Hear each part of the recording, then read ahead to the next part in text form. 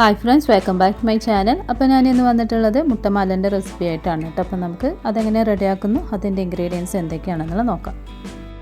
അപ്പോൾ ഇവിടെ ഞാൻ 20 മുട്ടക്കാണ് കേട്ടോ ചെയ്യുന്നത്. അപ്പോൾ ഇവിടെ 10 താറാമുട്ടയും 10 കോഴിമുട്ടയാണ് എടുത്തിട്ടുള്ളത്. പിന്നെ ഇതിൻ്റെ വെള്ളയും മഞ്ഞയും ഒന്ന് സെപ്പറേറ്റ് ചെയ്തെടുത്തു. അതിനുശേഷം ഈ ഒരു മഞ്ഞ നന്നായിട്ട് അരിപ്പിയിൽ അരിച്ചിട്ടാണ് കേട്ടോ എടുക്കുന്നത്. അപ്പോൾ ഇത് നന്നായിട്ട് അരിച്ച് കഴിഞ്ഞാൽ നമുക്കിതിലുണ്ടായ ഒരു വെള്ളേൻ്റെ പാടയൊക്കെ ചിലപ്പോൾ ഇതിൽ കാണും. അപ്പോൾ അതൊന്നും ഇല്ലാണ്ടിരിക്കാൻ വേണ്ടിയിട്ട് ഇത് നന്നായിട്ടൊന്ന് അരിച്ചെടുക്കാം.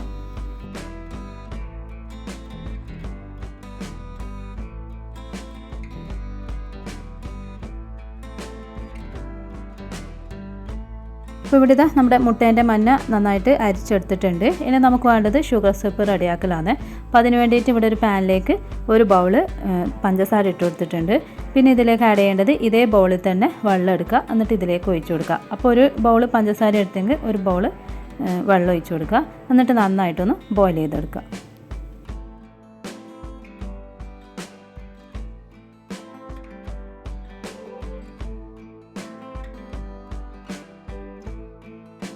ഇനി ഞാൻ ഇതിലേക്ക് 2 ടേബിൾ സ്പൂൺ മുട്ടേൻ്റെ വെള്ളം ഒഴിച്ചു കൊടുക്കുന്നുണ്ട്.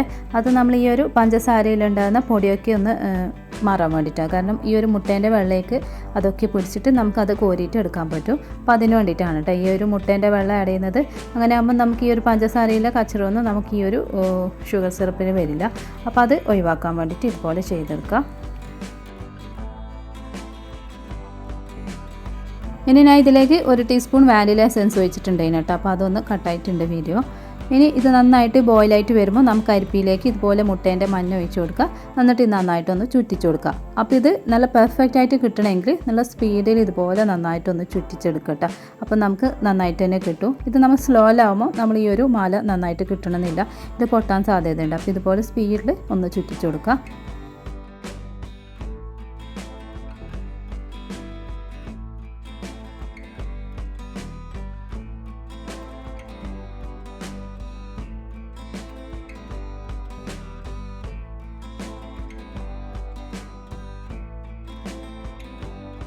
ഇനി ഇത് ഒഴിച്ചതിന് ശേഷം ഞാൻ ഇതുപോലെ ഒന്ന് മിക്സ് ചെയ്ത് കൊടുക്കുന്നുണ്ട് കേട്ടോ.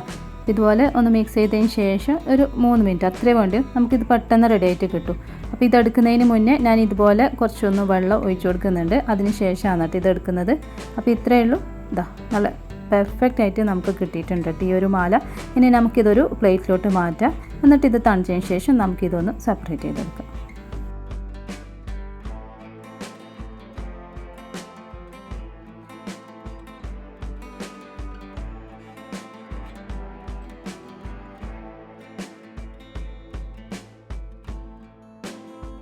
അപ്പോൾ ഇതാ ഇതിൻ്റെ ചൂടൊക്കെ പോയതിന് ശേഷം ഇതാ നല്ല പെർഫെക്റ്റ് ആയിട്ട് നമുക്ക് ഈ ഒരു മുട്ടേൻ്റെ മാല കിട്ടിയിട്ടുണ്ട്. ഇനി നമുക്ക് ബാക്കിയുള്ളത് റെഡിയാക്കി എടുക്കാം.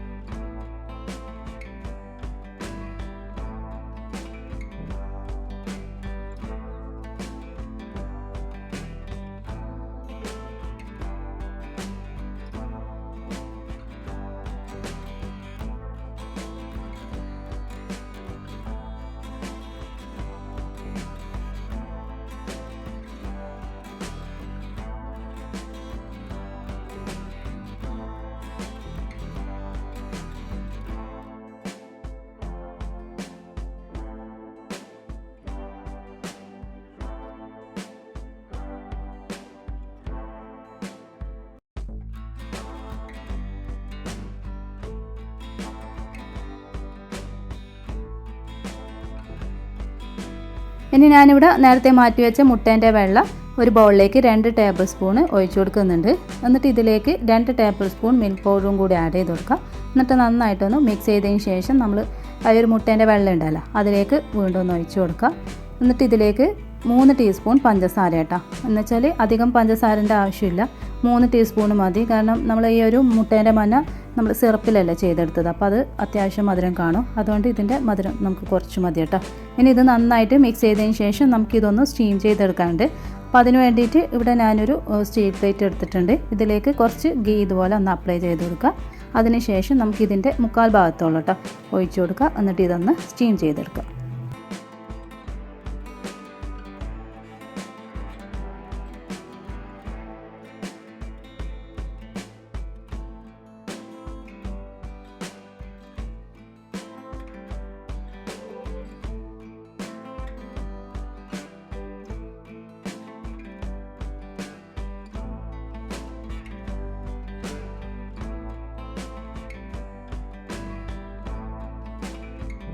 അപ്പോൾ ഇവിടെ ഞാൻ കുറച്ച് ടൈം കഴിഞ്ഞപ്പം തന്നെ ഓപ്പൺ ചെയ്തപ്പം നമ്മുടെ ഈ ഒരു മുട്ടേൻ്റെ വെള്ളം നന്നായിട്ട് സെറ്റായിട്ട് കിട്ടിയിട്ടുണ്ട്.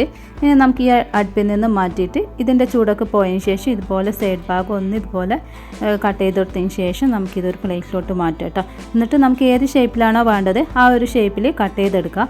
അപ്പോൾ ഇവിടെ ഞാൻ റൗണ്ട് ഷേപ്പിലാണ് കേട്ടോ കട്ട് ചെയ്തെടുക്കുന്നത്.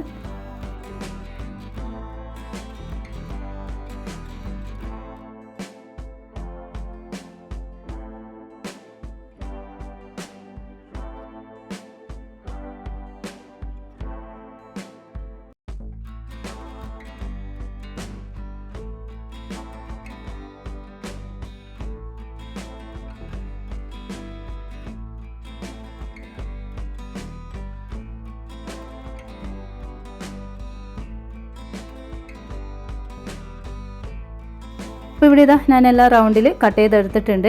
അപ്പോൾ ഇത് കുറച്ചും കൂടി എനിക്ക് കട്ടിയായിട്ട് തോന്നിയതുകൊണ്ട് ഇത് വീണ്ടും ഒന്ന് കട്ട് ചെയ്തെടുക്കുന്നുണ്ട് കേട്ടോ. അപ്പോൾ ഇത് രണ്ടായിട്ട് എടുത്തു കഴിഞ്ഞാൽ ഇത് കുറച്ചും കൂടി ഒന്ന് തിന്നായിട്ട് കിട്ടും. അപ്പോൾ ഇതുപോലെ നമുക്ക് ചെയ്തെടുക്കാം. നിങ്ങൾക്ക് അങ്ങനെയാണെങ്കിൽ അങ്ങനെ ചെയ്തെടുക്കാം കേട്ടോ.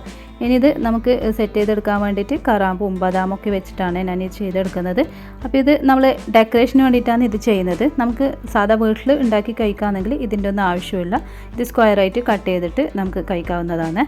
അപ്പോൾ ഇത് ഒന്ന് ഡെക്കറേഷൻ ചെയ്തെടുക്കാം. അപ്പം നമുക്ക് പാർട്ടിയിലൊക്കെ ആകുമ്പോൾ ഇങ്ങനെയൊക്കെ ചെയ്തെടുക്കുമ്പോൾ കുറച്ചും കൂടി ഒന്ന് ഭംഗിയായിട്ട് കാണും. അപ്പോൾ ഇത്രയേ ഉള്ളൂ കേട്ടോ. നമുക്ക് പെട്ടെന്ന് റെഡിയാക്കാൻ പറ്റിയ നല്ല ടേസ്റ്റി ആയിട്ടുള്ള ഒരു ഐറ്റം തന്നെയാണിത്. അപ്പം നിങ്ങളെല്ലാവരും ഇതൊന്ന് ട്രൈ ചെയ്ത് നോക്കാം. പിന്നെ നിങ്ങൾക്ക് എൻ്റെ വീഡിയോ ഇഷ്ടമാണെന്ന് വിചാരിക്കുന്നു. ഇഷ്ടമാവുകയാണെങ്കിൽ ലൈക്ക് ചെയ്യുക, ഷെയർ ചെയ്യുക, കമൻറ്റ് ചെയ്യുക. പിന്നെ സബ്സ്ക്രൈബ് ചെയ്യാതെ കാണുന്ന കൂട്ടുകാരുണ്ടെങ്കിൽ ഒന്ന് സബ്സ്ക്രൈബ് ചെയ്ത് സപ്പോർട്ട് ചെയ്യണേ. താങ്ക്